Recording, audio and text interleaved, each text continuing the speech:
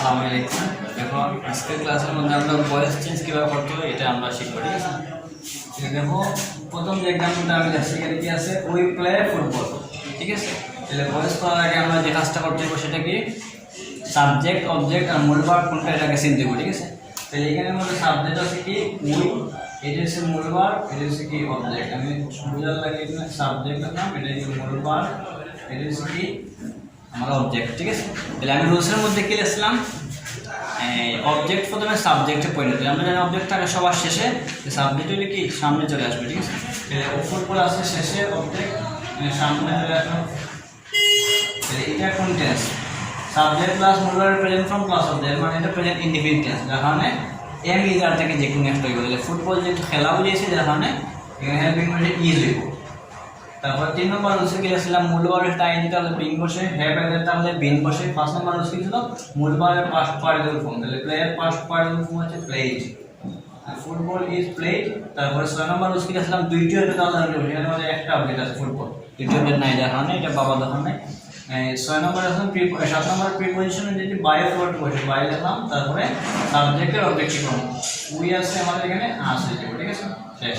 তারপর দেখো কি লিখলাম হি কিলড এ বার্ড, এটা কোন টেন্স, এটা হচ্ছে আমার past indefinite tense. Subject plus মূল ভার্বের পাস্ট ফর্ম আছে, কিল থেকে কিলড আছে, তাহলে পাস্ট ইনডিফিনিট টেন্স।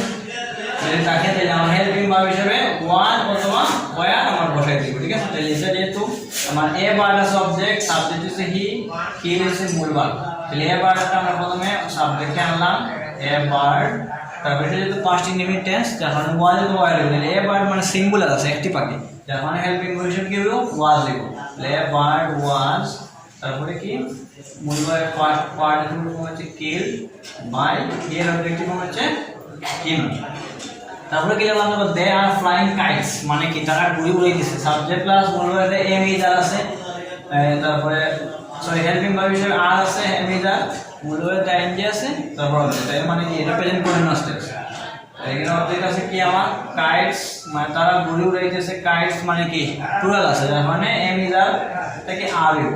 আমরা জানি কি মূল ভার্বের সাথে এনজি থাকলে কি বসে বিং বসে, দেখলাম বিং। তারপরে হচ্ছে ফ্লাই এর ফার্স্ট পার্টিসিপল ফর্ম হচ্ছে flown by them, he has done the sum, এটা আছে তোমার present perfect tense. Have has তাহলে আমার কোনটা আছে টেন্সের মধ্যে প্রেজেন্ট পারফেক্ট টেন্সের মধ্যে। তাইলে আমার এখানে দা ওয়ার্ক আছে অবজেক্ট, এখানে সাবজেক্ট বানাইলাম হ্যাভ এর তাহলে যদি আমরা হ্যাভ হ্যাজ থাকে তাহলে এটাই হেল্পিং ভার্ব, দা ওয়ার্কের সাথে হ্যাজ দিব, আর হ্যাভ এর তাহলে আমরা কি করা লাগে এটা বিন বসাই দেব, হ্যাভ হ্যাজ বিন।